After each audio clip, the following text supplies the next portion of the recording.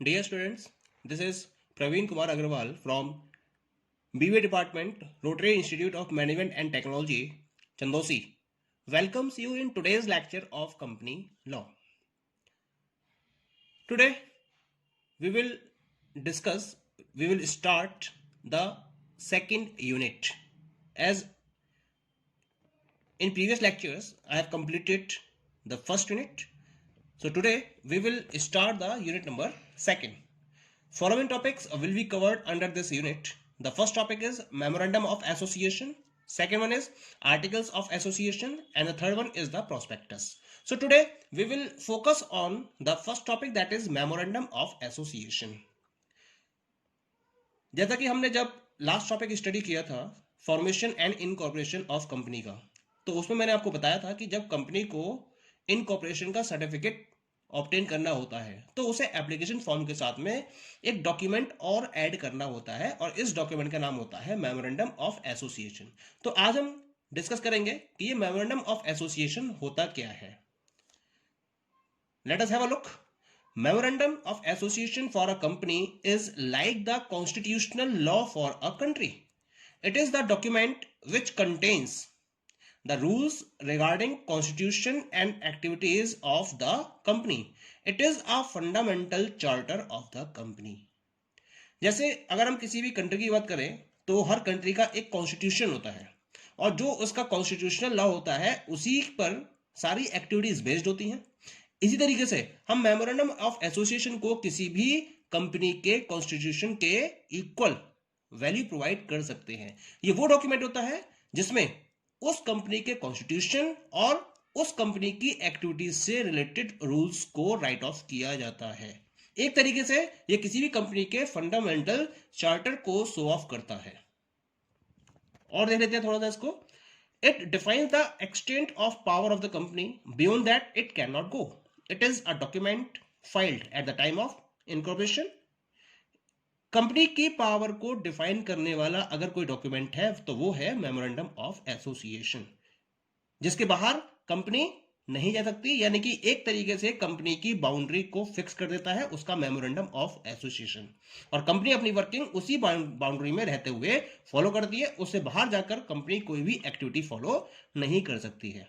एक simple word में, MOA is the foundation on which the company is built. कुल मिला के ये एक नींव की तरह काम करता है किसी भी कंपनी के लिए, जिस पर पूरी कंपनी को बिल्डअप किया जाता है. ओके, नाउ ये तो बात हो गई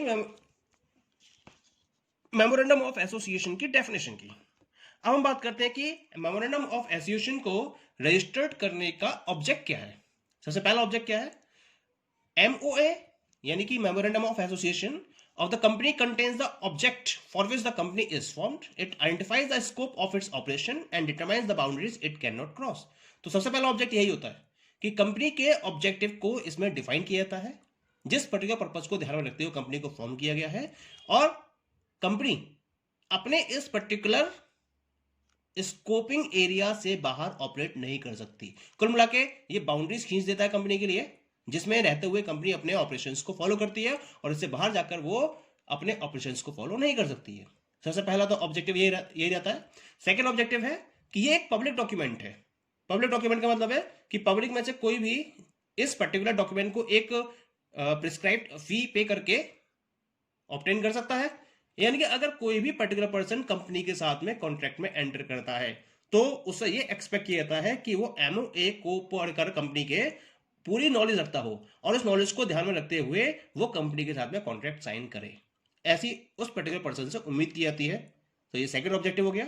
और थर्ड ऑब्जेक्टिव है, it contains details about the powers and rights of the company. आपको ये पता चल जाता है कंपनी के पास क्या क्या पावर्स हैं और कंपनी के क्या क्या राइट्स हैं with the help of memorandum of association. ठीक है. नाउ एक बात और स्टडी करते हैं इसमें.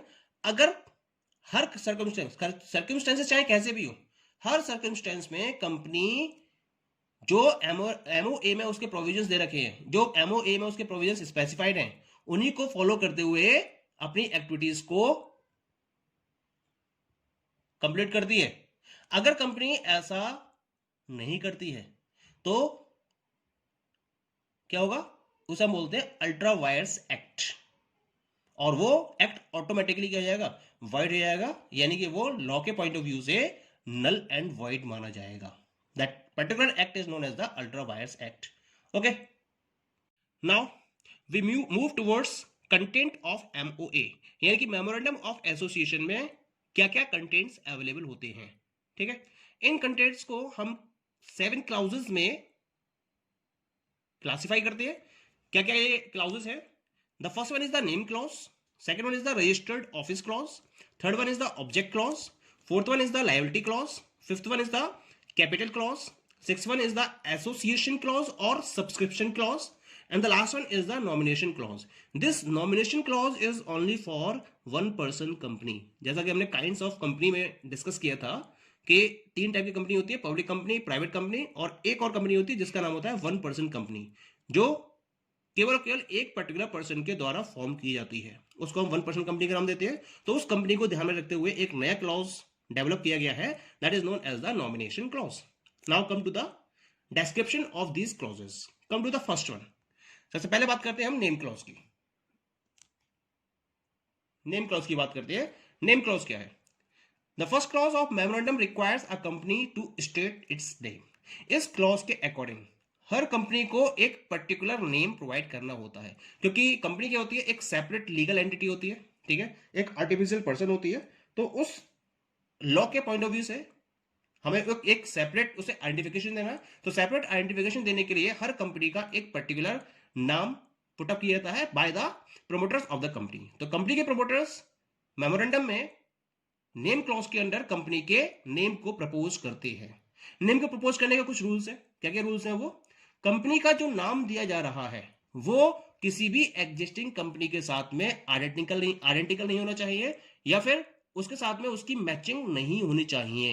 ये पहला इसका पॉइंट है. ठीक है, the name should not adopt identical with or resembles that of an existing company. दूसरा रूल है इसके अंदर, अगर कोई पब्लिक कंपनी है तो उसके नाम के आगे लिमिटेड एलटीडी वर्ड को ऐड किया जाता है, और अगर कोई प्राइवेट कंपनी है तो उसके नाम के आगे पीवीटी एलटीडी यानी कि प्राइवेट लिमिटेड वर्ड को ऐड किया जाता है. और तीसरा है नेम एंड एम्ब्लेम्स एक्ट में कुछ पर्टिकुलर नेम है जिनको यूज करना प्रोहिबिटेड है. तो कंपनी को उन पर्टिकुलर वर्ड्स को यूज नहीं करना है. ये पर्टिकुलर रूल्स ध्यान में रखते हुए कंपनी क्या करेगी, जो कंपनी के प्रमोटर्स हैं वो कंपनी के नेम को नेम क्लॉज में प्रपोज करते हैं. Okay, now come to the second one. Second one is the registered office clause. क्या है registered office clause? The memorandum must specify the state in which the registered office of the company is to be situated. इस particular clause में company को अपने registered office के state का नाम specify करना होता है जहां कंपनी को सिचुएट कर रखा है. This is the second clause. Okay, now come to the third one. This is the third clause. Third clause is the object clause. Object clause का मतलब क्या होता है? This is the clause that defines the object of the company and the extent of its power.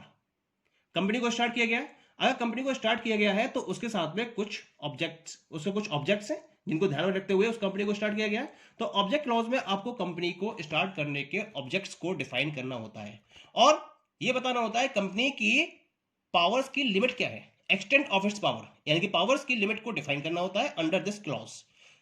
Company को अपने objects को state करते समय बहुत क्लैरिफिकेशन करना पड़ता है और यह ध्यान रखना पड़ता है कि वो इलीगल नहीं हो और पब्लिक पॉलिसी के अगेंस्ट में ना हो. एक बार जब ऑब्जेक्ट क्लॉज में ऑब्जेक्ट को डिफाइन कर दिया जाता है तो कंपनी की पावर्स की लिमिट डिफाइन हो जाती है. इसका मतलब कंपनी उन ऑब्जेक्ट क्लॉज के बियॉन्ड कोई भी वर्क फॉलो नहीं कर सकती. Clear? Now next clause is liability clause. Liability clause का मतलब क्या होता है? This clause state the nature of liability of members. Company के साथ में जो भी मेंबर्स अटैच होते हैं उन मेंबर्स की लायबिलिटी के नेचर को डिफाइन करता है लायबिलिटी क्लॉज. अब जब एक कंपनी को फॉर्म किया जाता है तो कंपनी या तो लिमिटेड बाय शेयर्स होगी, या कंपनी लिमिटेड बाय गारंटी होगी, या फिर कंपनी अनलिमिटेड लायबिलिटी के साथ में अवेलेबल होगी. तो जो उसका नेचर होगा वो नेचर लायबिलिटी क्लॉज में प्रॉपर्ली स्टेट करना जरूरी है. Okay, now come to the next one. Next one is the capital clause. Capital clause क्या होता है? जब कंपनी को स्टार्ट किया जाता है तो प्रोमोटर्स जितनी कैपिटल उसमें इन्वॉल्व कर रहे होते हैं या जिस पर्टिकुलर अमाउंट ऑफ कैपिटल से कंपनी को स्टार्ट किया जाता है उस अमाउंट ऑफ कैपिटल को कैपिटल क्लॉज में प्रॉपरली मेंशन किया जाता है। जो कैपिटल इन्वेस्ट की जाती है स्टार्टिंग में कंपनी में उस कैपिटल को नाम दिया जाता है ऑथोराइज्ड कैपिटल या फिर उसे हम नाम देते हैं नॉमिनल कैपिटल का। Clear? The next one is that is the subscription clause. Subscription clause का मतलब क्या होता है? जब किसी कंपनी को स्टार्ट किया जाता है तो उसमें कुछ मिनिमम नंबर ऑफ सब्सक्राइबर्स हैं जिनका होना जरूरी है। अगर वो minimum of number of subscribers company में अवेलेबल नहीं है तो उस कंपनी को प्रॉपर्ली फॉर्म नहीं किया जा सकता।